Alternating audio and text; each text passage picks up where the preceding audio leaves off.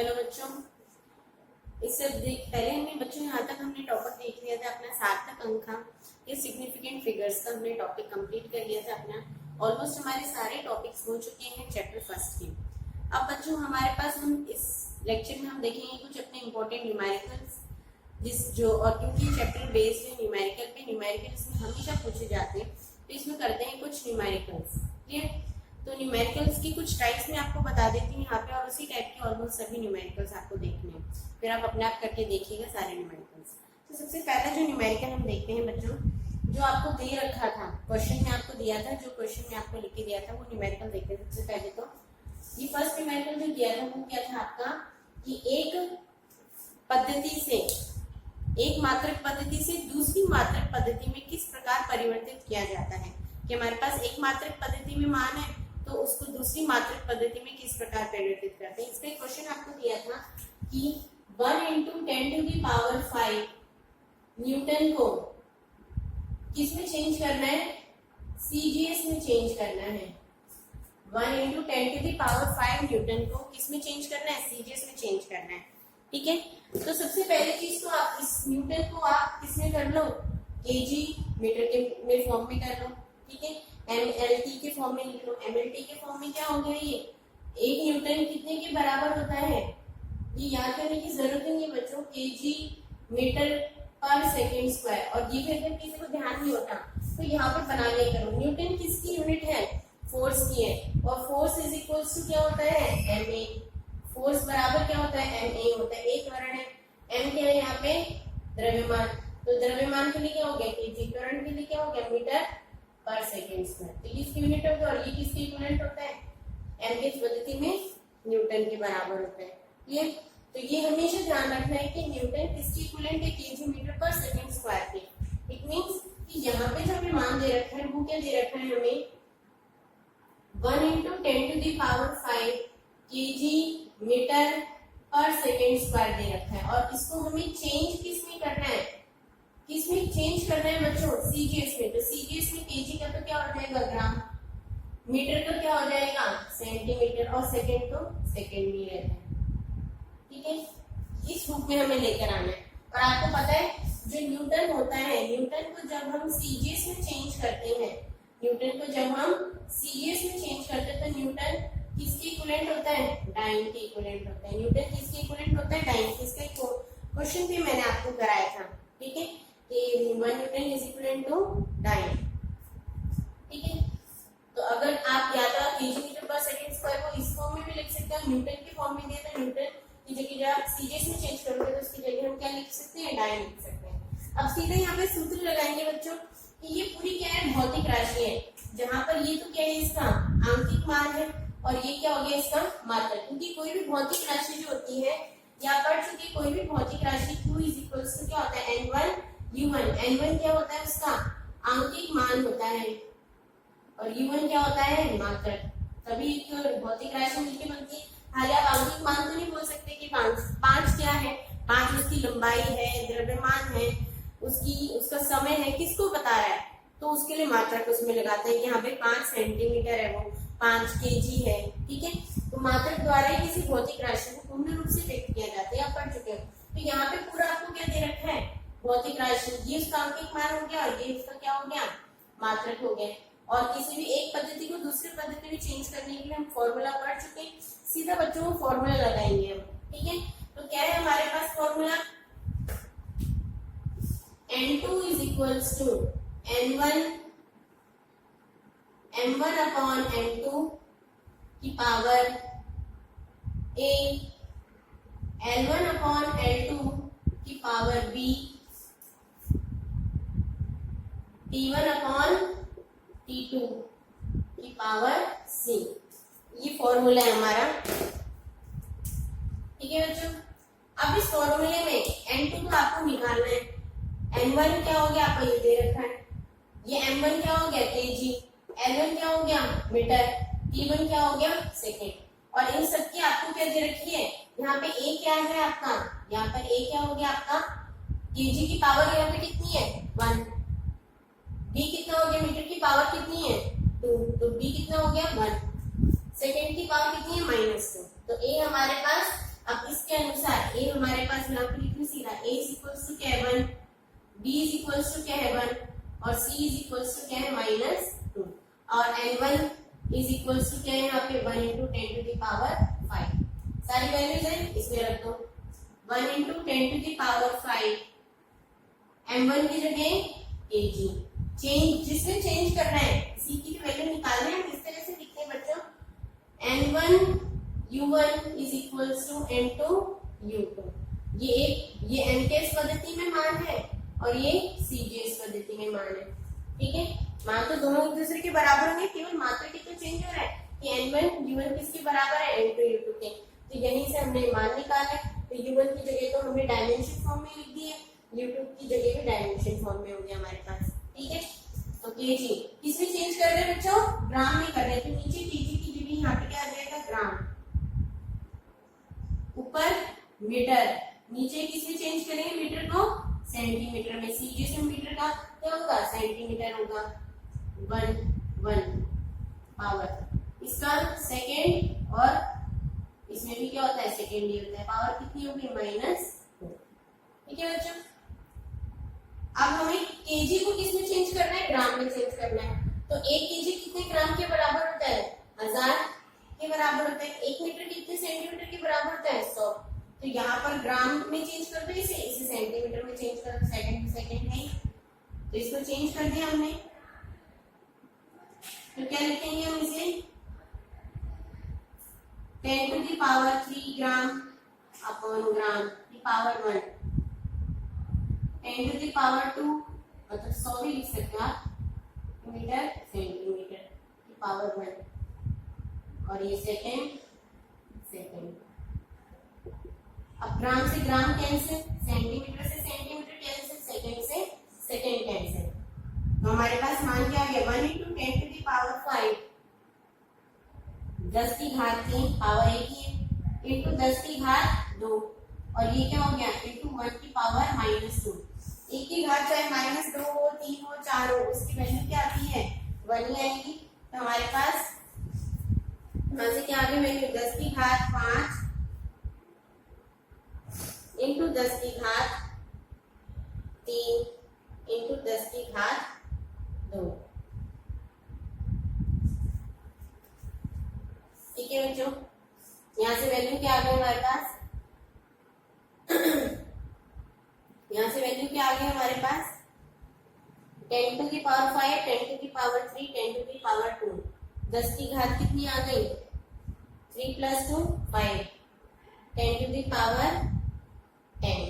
मान क्या आ गया हमारे पास बच्चों 10 to the power 10 आ गया हमारे पास मान। ठीक है, अब इसमें बच्चों ठीक है बच्चों, तो यहाँ पर क्या आ गया 10 की घात 10, 3 + 2 क्या हो गया 5, 10 की घात 10 आ गया। इट मीन्स n2 का मान कितना आ गया 10 की घात 10। इट मीन्स कि 1 into 10 to the power 5 Newton जो है वो किसके बराबर है 10 की घात 10 डाइन के बराबर है। या इसको ऐसे लिख सकते हैं हम 1 into 10 to the power 5 kg metre पर सेकेंड स्क्वायर किसके बराबर है 10 की घात 10 ग्राम सेंटीमीटर पर सेकेंड स्क्वायर के बराबर है। क्लियर है बच्चों, इस तरह से करना है। तो ये आपने इसको किसमें चेंज कर दिया सीजीएस पद्धति में चेंज कर दिया। ठीक है बच्चों, अब इसी तरह से अगर यहाँ पर सीधा बस सूत्र लगाना और मान लिखने। अब यहाँ पे थोड़ा सा चेंज होता बच्चों, अगर यहाँ पे हमें क्या दे रखा होता यहाँ पे हमें क्या दे रखा होता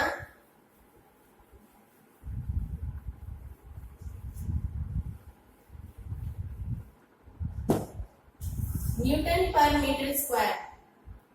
अब दे रखा होता है 10 to the power 5 न्यूटन पर मीटर स्क्वायर को आपको सीजीएस में चेंज करना है। तो इसको पहले लिखो इस फॉर्म में न्यूटन क्या हो गया केजी मीटर पर सेकेंड स्क्वायर और अपॉन में मीटर स्क्वायर। तो ये मीटर स्क्वायर जब ऊपर गया तो क्या हो गया केजी मीटर की m की पावर यहाँ पे कितनी है 1, नीचे m की पावर 2 है, m की पावर 2 जो ऊपर गया तो क्या हुआ -2 और 1 - 2 कितना होगा -1। तो m की पावर कितनी आगे बढ़ m ऊपर है 1, नीचे m की पावर कितनी है 2 है, ये 2 ऊपर गया m की पावर -2 1 माइनस 2 कितना हो गया, n की पावर माइनस 2। ठीक है बच्चों, तो यहाँ से हमारे पास n की पावर कितनी आ गई, -1 और s की पावर -2।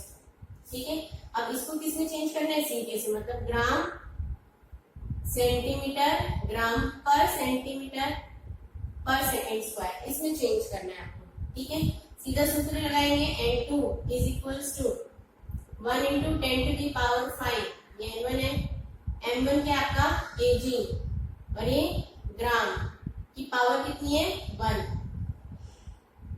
मीटर ये सेंटीमीटर की पावर -1, सेकेंड की पावर -2। ठीक है, वैल्यू रख देंगे। अब केजी को ग्राम में चेंज करना है तो 10 to the power 3 gram, 10 to the power 2 centimetre की पावर -1, सेकेंड पावर -2, ग्राम से ग्राम कैंसिल, सेंटीमीटर से सेंटीमीटर, सेकेंड से सेकेंड, तो बचा क्या हमारे पास 10 to the power 5 into 10 to the power 3 into 10 to the power -2, 2 into -1 क्या होगा -2, और ये तो क्या हो गया 1, तो हमारे पास वैल्यू क्या आ गई 3 - 2 कितना हो गया 1, और 10 to the power 5 into 10 to the power 1, 10 to the power 6, या फिर हमारे पास किसकी वैल्यू n2 की वैल्यू। ठीक है, इट मींस हम कह सकते हैं कि एक 1 into 10 to the power 5 newton पर मीटर स्क्वायर जो होता है वो 10 टू दी पावर 6 डाइन पर सेंटीमीटर स्क्वायर के बराबर होता है, या 1 into 10 to the power 5 kg पर मीटर सेकेंड स्क्वायर किसके बराबर होता है 10 टू दी पावर 6 ग्राम पर सेंटीमीटर पर सेकेंड स्क्वायर कैलकुलेट होता है। आपको क्वेश्चन में बच्चों ग्राम में भी मिल सकता है और डाइन के फॉर्म में भी मिल सकता है, तो इस तरह से चाहे आपका कैसा भी क्वेश्चन आ जाए इस तरह से उसकी वैल्यू निकाल सकते हैं इस फॉर्मूले से। ठीक है बच्चों, अब हम करते हैं नेक्स्ट क्वेश्चन, जो कि क्या आपके कि कोई भी आपको इक्वेशन दे देंगे और उस इक्वेशन का आपको क्या बोलेंगे, उस इक्वेशन में आपको 2-3 कांस्टेंट्स दे रखे होंगे, उन कांस्टेंट्स की क्या निकालनी है हमें, विमीय विश्लेषण विधि के द्वारा क्या निकालनी, उनकी वैल्यू निकालनी होती है, और ये बहुत इंपॉर्टेंट क्वेश्चन है, इसके ऊपर भी बहुत बार क्वेश्चन आते हैं। ठीक है, और इसमें बच्चे ज्यादा क्या होते हैं, कंफ्यूज होते हैं, तो इसमें क्वेश्चन देख लेते हैं हम। हमारा क्या क्वेश्चन है बच्चों, v is equals to a plus dt plus c upon d plus t, a plus dt plus c upon d plus d, ये हमारा क्या है बच्चों क्वेश्चन दे रखा है। अब इसमें आपको बोला है a b c और d की क्या निकालनी है, हमें विमाएं ज्ञात करनी है, जहां v क्या है वेग है और t क्या है समय, और a b c व d क्या है कांस्टेंट है, और इनकी क्या निकालनी है, हमें विमा ज्ञात करनी है। क्या ज्ञात करनी है, विमा ज्ञात करनी है। क्लियर, अब इस तरह के क्वेश्चन में देखो बच्चा कैसे सॉल्व करते हैं, आपको बताया था कि कोई भी क्वेश्चन जो होता है उसमें इस तरफ की जो विमा होगी वो इस तरफ की विमा के बराबर होगी, जो कि आप अनुप्रयोग में पढ़ा था, विमीय विश्लेषण विधि के अनुप्रयोग में पढ़ा था आपने कि विमीय विश्लेषण विधि का अनुप्रयोग क्या होता है कि उसमें हम किसी भी इक्वेशन की सत्यता की जांच करते हैं, और कैसे करते हैं कि इस तरफ की विमा लिखते हैं, लेफ्ट हैंड साइड की विमा लिखते हैं, राइट हैंड साइड की विमा लिखते हैं, और दोनों की विमाएं क्या आती है समान आती है, तो हम कहते हैं कि कोई इक्वेशन क्या आपकी सही है।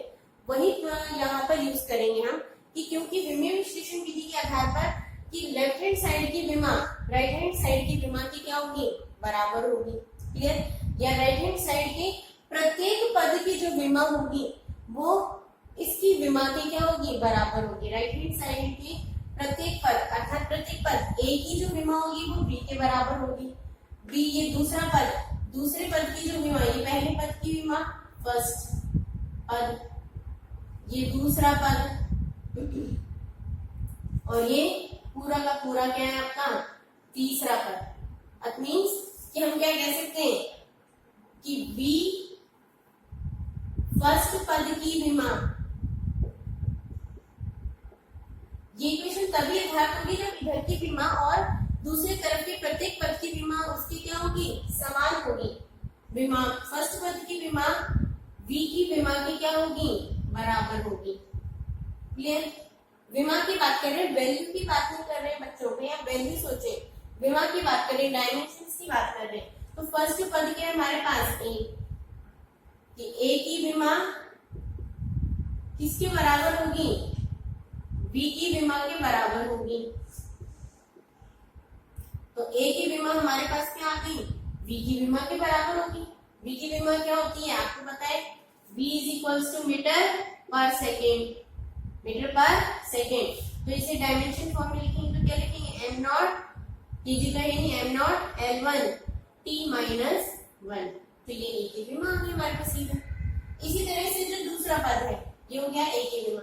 इसी तरह से जो दूसरा पद है सेकेंड पद की विमा किसके बराबर होगी, v की विमा के बराबर होगी। सेकेंड पद क्या है हमारा bt, bt की विमा v की विमा के बराबर। तो bt की विमा क्या होगी, bt इज इक्वल्स टू क्या हो जाएगी, b की विमा m not L1 t minus 1। अब t क्या है यहाँ पे बच्चों, समय, और समय की विमा क्या होती है कैपिटल T, और इसकी पावर 1 है, तो इसकी जगह हम क्या रख लेंगे t, m not L1 t minus 1। अब ये t इधर गया, t क्या हो गया, इधर गया तो नीचे आएंगे t, और t इस t को जब हम ऊपर लेके जाएंगे तो t की पावर माइनस 1 हो गई, और माइनस 1 क्या हो गया, t की पावर माइनस 2। ठीक है, फिर जब इस t को हम क्या करें इधर लेके गए तो हमारे पास b की विमा कितनी आ गई, m not L1 t minus 2 के बराबर। ये t इधर लेके गए, फिर इस t को ऊपर लेके जाएंगे तो क्या हो गया, t की पावर माइनस 1, और t की पावर माइनस 1 कितना हो गया, माइनस 2। तो ये b की विमा हो गई हमारे पास। अब देखो बच्चों, ये जो तीसरा प्रश्न है ये सारे गुणनफल के रूप में थे, इनमें कोई दिक्कत नहीं थी। लेकिन जो तीसरा पद है उसमें देखो जो नीचे डिनोमिनेटर है वो d प्लस टी के फॉर्म में है। तो हमेशा आप ये पढ़ चुके हो कि हमेशा सेम विमा को उसी विमा के साथ क्या कर सकते हैं, जोड़ या घटा सकते हैं। समय को समय के साथ ही जोड़ोगे और घटाओगे, 5 सेकंड को 3 सेकंड से ही क्या होगे, जोड़ोगे। यानी कि 5 सेंटीमीटर को 3 सेकंड से आप क्या कर रहे हो, जोड़ रहे हो और घटा रहे हो। इसका कहने का मतलब ये है कि जो विमा होती है उसको उसी की विमा से हम जोड़ते या घटा सकते हैं, जोड़ या घटा सकते हैं। आगे बात समझ में?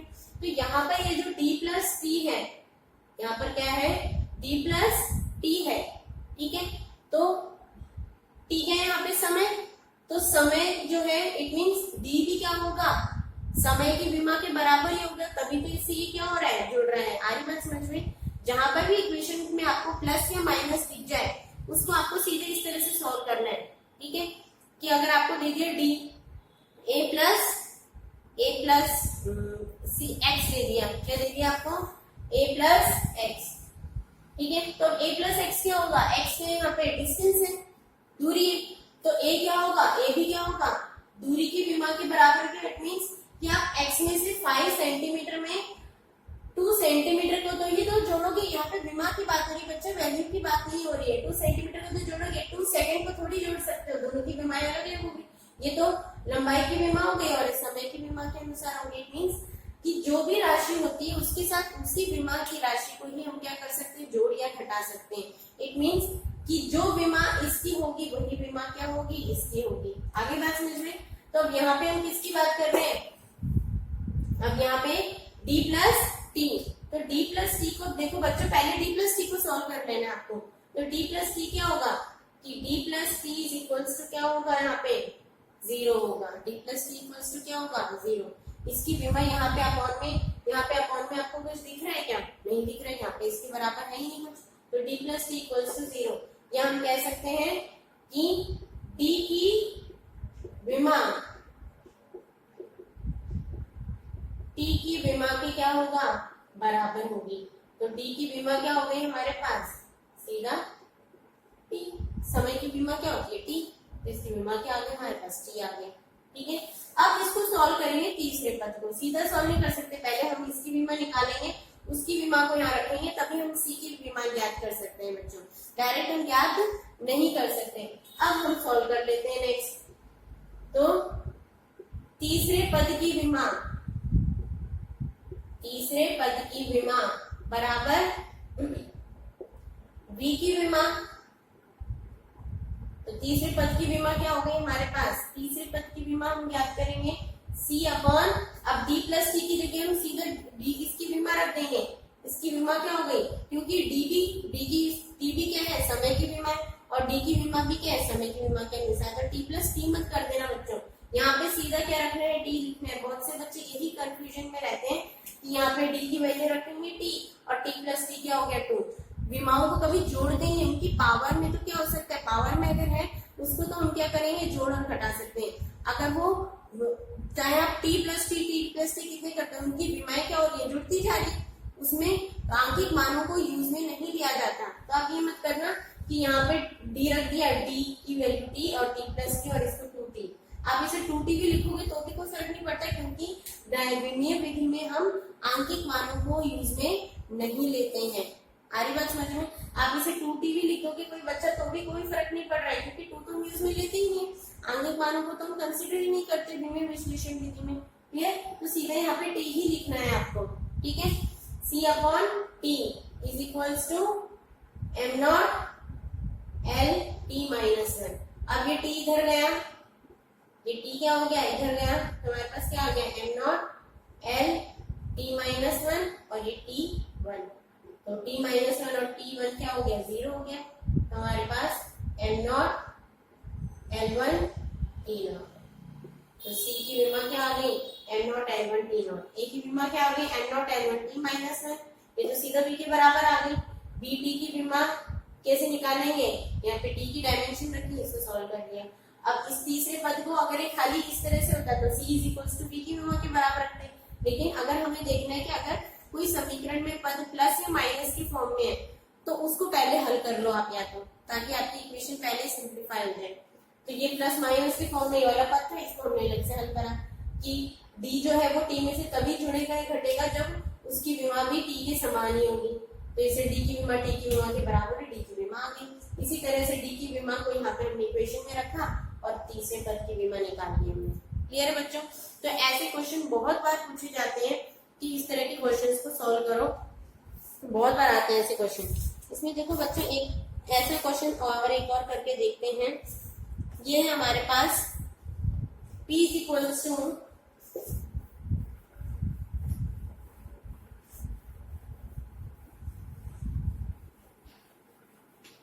ये देखो नेक्स्ट क्वेश्चन है हमारे पास P is equals two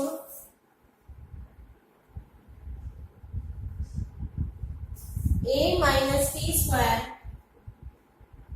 upon bx, जहां p क्या है दाब, t क्या है समय और x क्या है दूरी। a व b नियतांकों की क्या निकालनी है, विमा ज्ञात करनी है। a व b नियतांकों की क्या ज्ञात करनी है, विमा ज्ञात करनी है। ये हमें क्वेश्चन दे रखा है बच्चों। अब इस तरह का क्वेश्चन आप कैसे सॉल्व करोगे, सोचो दिमाग में कैसे सॉल्व करोगे। ठीक है, सबसे पहली चीज बताइए, ऐसे अगर कोई इक्वेशन आ जाए तो हमें उस इक्वेशन में सबसे पहले किसको पकड़ना है, जो प्लस या माइनस वाली टर्म है उसको पकड़ लो सबसे पहले, तो उसको पहले हल करो। तो अब इसमें दिख रहा है आपको प्लस माइनस वाली टर्म कौन सी है, ये वाली a माइनस टी, इसको उठा के रख लो सबसे पहले तो कि a माइनस टी स्क्वायर। अब t क्या है यहाँ पे समय, इट मीन्स पहली बात तो क्लियर हो गई कि a जो है वो t से तभी घटेगा जब a की विमा भी समय की विमा की क्या होगी समान होगी। तो a minus t square is equals to 0 रख लो, या सीधा हम क्या कह सकते हैं कि a is equals to t square, अर्थात a की विमा किसके बराबर होगी, टी स्क्वायर की विमा के बराबर होगी। तो ए की विमा क्या आ गई हमारे पास, टी स्क्वायर, सिंपल। तो ए इसकी विमा क्या आ गई, मीन्स अब यहाँ पे इक्वेशन में, इस इक्वेशन में आप पूरे में इसकी जगह आप क्या लिखोगे, टी स्क्वायर ही लिखोगे। यहाँ ऐसे नहीं करोगे T square minus t square, madam ये तो जीरो आ गया, और इसकी तो बी है, बी की तो विमा ही है, ऐसे नहीं करना है। हम यहाँ पे वैल्यू नहीं लिख रहे बच्चों, बार बार कहेंगे आपको, यहाँ वैल्यू नहीं लिखी जा रही कि इसमें से इसको आप माइनस कर दो। यहाँ पे हम केवल विमा की बात कर रहे हैं, इसके डायमेंशंस की बात कर रहे हैं, ठीक है। तो जब हम इसको सॉल्व करेंगे तो p इज इक्वल्स टू, कैसे लिखेंगे, p is equals to t square. अब a माइनस टी स्क्वायर की जगह आप टी स्क्वायर रखोगे अपॉन bx, ऐसे रखोगे। अब b की निकालनी है तो b को इधर लेके चले जाओ, तो b की विमा किसके बराबर होगी, टी स्क्वायर अपॉन px, ये p इधर आ गया, b इधर चला गया, की विमा के बराबर होगी, क्लियर। तो b की विमा निकालो, तो b is equals to t square. अब जिस भी बच्चों को दाब का हमें पता नहीं, दाब की क्या होती है, विमा क्या होती है पता नहीं है, तो साइड में निकाल लिया करो, कंफ्यूजन में रहने के बजाय उसको साइड में हल कर लिया करो आप लोग, ठीक है। दाब आपको पता है, पढ़ के आ रहे हो, दाब बराबर क्या होता है, फोर्स अपॉन एरिया। और फोर्स की बच्चों बार बार कह रही हूँ, फोर्स की आपको याद रखनी है, फोर्स की बहुत बार यूज में आती है। तो फोर्स की विमा क्या हो गई, M1L1 T माइनस 2, और एरिया क्या हो गया, L2, मीटर स्क्वायर होता है ना, तो L2 हो गया। तो M1 ये L की पावर 2 पर गया, तो क्या हो गया, L की पावर माइनस 2, और L की पावर माइनस 2 और 1 क्या हो गया, L की पावर माइनस 1 T माइनस 2। तो ये क्या हो गई, दाब की विमा। दाब की विमा यहाँ लिख लो, M1L माइनस 1 T माइनस 2, और ये क्या x दूरी, तो इसके x की जगह क्या आ गया, L आ गया। ये L माइनस 1 और इसको हल करो, ये माइनस 1 है और यहाँ पे 1 है, तो ये दोनों तो कैंसिल हो गए। ये M1 ऊपर गया, M1 जब ऊपर गया तो M की पावर माइनस 1 हो गया, और T माइनस 2 ऊपर गया तो क्या हो गया, प्लस 2 हो गया। T की पावर कितनी आ गई, 4 आ गई। ये T की पावर माइनस 2 जब ऊपर जाएगा तो T की पावर क्या हो गई, 4 आ गई। ये हमारे पास किसकी आ रही है, B की विमा आ रही है, ठीक है। अब ये क्वेश्चन को थोड़ा और चेंज कर देते हैं।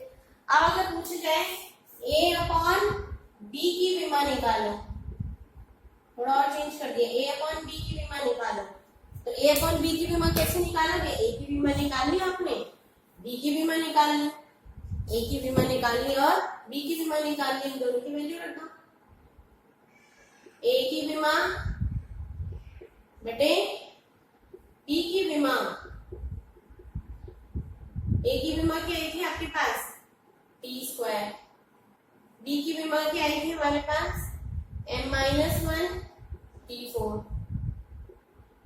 ये ऊपर इस पूरे को ऊपर उठा के लेके चले जाओ, तो इसको M की पावर क्या हो गई 1, और T की पावर 4 क्या हो गई माइनस 4, T की पावर माइनस 4 और 2 माइनस 4 और 2 प्लस 2 कितना हो गया, T की पावर माइनस।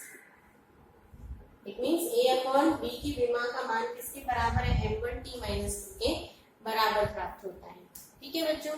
ये हो गया आपका इस तरह का एक और क्वेश्चन, ठीक है। तो ये आपका इस तरह का क्वेश्चन हो गया।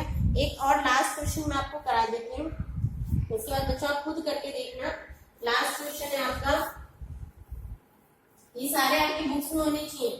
देखो बच्चों क्वेश्चन क्या आता है, कई बार कुछ भी किया जाता है, कहीं नहीं भी होता है। कैसे आता है क्वेश्चन, यदि वेग v त्वरण a तथा बल F हो, यदि वेग v त्वरण a तथा बल F, यदि त्वरण v, यदि वेग v त्वरण a तथा बल F को मूल मात्रक या राशियां लिखा होगा आपके पास, दोनों से कुछ भी, मूल मात्रक या राशियां मान लिया जाए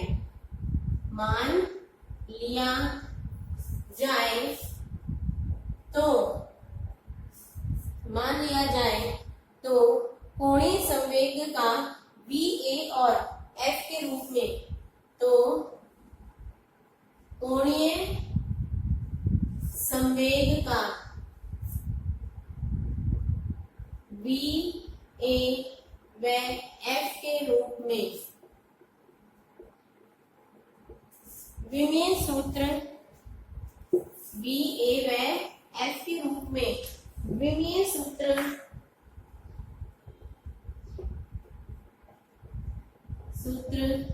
ज्ञात कीजिए। देखो बच्चों, कंफ्यूज नहीं होना है क्वेश्चन, देखो क्या पहले ध्यान से समझिए। यदि वेग v त्वरण a तथा बल F को मूल मात्रक, अभी तक आप मूल मात्रक कौन से ले रहे थे, mlt, ये तो ले रहे थे, चल रहे मूल मात्रक। अब इन्होंने क्या बोल दिया, मूल मात्रक mlt के बजाय अगर हम मूल मात्रक क्या ले, v a और f, ये दे दिया आपको मूल मात्रक mlt की बजाय इन्होंने मूल मात्रक क्या दे दिए, v a और f अगर मूल मात्रक की राशि मान ली जाए तो कोणीय संवेग को v a और f के रूप में विमीय सूत्र निकालना है उसका, mlt के फॉर्म में नहीं निकालना है, v a और f के रूप में उसका विमीय सूत्र निकालना है बच्चों। तो कोणीय संवेग का क्या फॉर्मूला होता है, जो आपको टेबल दिया था मैंने होमवर्क में, वहां से आप देख लेना और धीरे धीरे सारे याद हो जाएंगे आपको।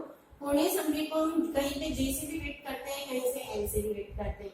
ये बराबर क्या होता है, r क्रॉस p होता है। r क्या है यहाँ पे दूरी और p क्या है यहाँ पे संवेग, और संवेग को पता है आपको, दूरी के लिए क्या हो गया l, संवेग के लिए क्या हो गया, संवेग का क्या होता है mp, संवेग p इक्वल्स टू क्या होता है mp kg मीटर पर सेकेंड।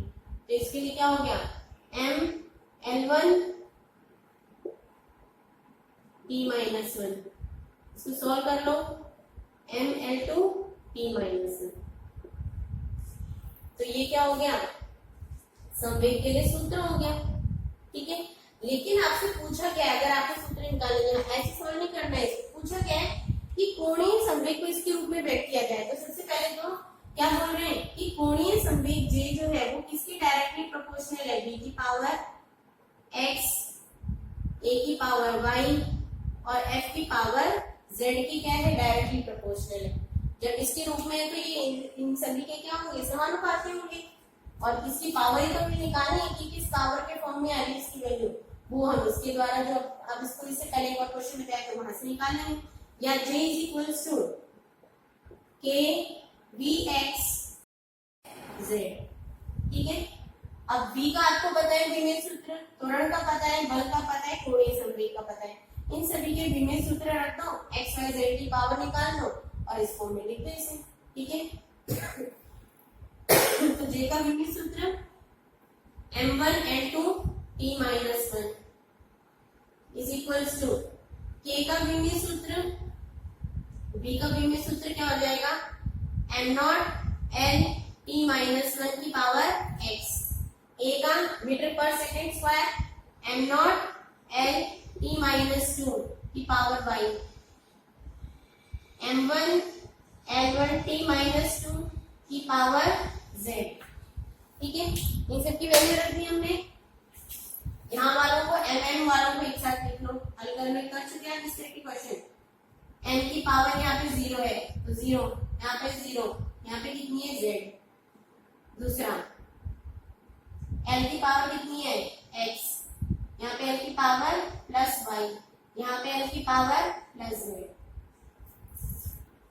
t की पावर यहाँ पे माइनस x, यहाँ पे माइनस 2y और यहाँ पे माइनस 2z, सबकी वैल्यू निकाल ली। और यहाँ पे जो है ये आपके पास m1 l2 t माइनस 1, दोनों तरफ के m और l और t के गुणांक की घातों को क्या करेंगे, तुलना करने पर, तो तुलना करने पर तो हमारे पास ना l की पावर 1 है ना l की पावर z है। फर्स्ट इक्वेशन क्या आ गई, z इज इक्वल्स टू 1। दूसरी इक्वेशन क्या आ गई, x प्लस y प्लस z इज इक्वल्स टू 2। तीसरी इक्वेशन क्या आ गई, minus x minus 2y minus 2z is equals to minus 1, ठीक है। तो a की वैल्यू तो हमारे पास सीधे सीधे यहाँ से आ गई कि z इक्वल्स टू क्या है 1। अब z इक्वल्स टू 1 इस इक्वेशन में पुट कर दो, तो x plus y plus 1 is equals to 2। तो तो x प्लस वाई की वैल्यू किसके बराबर आ गई 1 के। यहाँ से किसी भी एक की वैल्यू निकाल लो, x y की वैल्यू निकाल लेते हैं, y is equals to 1 minus x।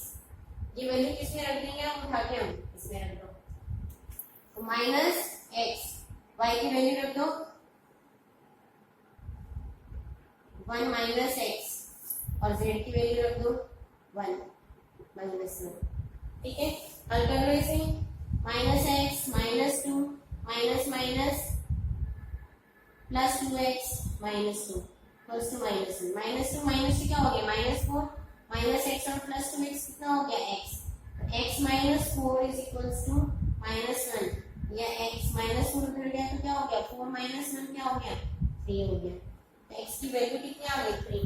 अब ये x की वैल्यू को हम यहाँ पे पुट कर दो,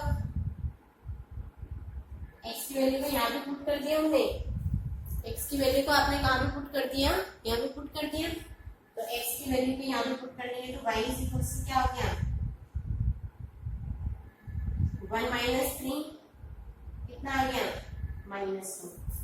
ठीक है, तो हमारे पास सबकी वैल्यू आ गई, z equals to 1, x equals to 3 और y माइनस 2। इन सबकी वैल्यू को इस इक्वेशन 1 में क्या कर दो आप, इक्वेशन 1 में पुट कर दो, तो j is equals to k, x की पावर कितनी आई 3, y की पावर कितनी आई माइनस 2 और z की पावर कितनी आई 1। ठीक है, तो हमारे पास क्या आ गया, therefore j is equals to भिन्न रूप में लिख लो f v3 a minus 2 f1 के बराबर होगा। दैट मीन्स इसका जो लीनियर सूत्र होगा वो इन राशियों के क्या होगा बराबर होगा। इसको हम किस तरह से लिख सकते हैं, इस प्रकार लिखा जा सकता है। तो हमारे पास लीनियर सूत्र क्या आ जाएगा, इसका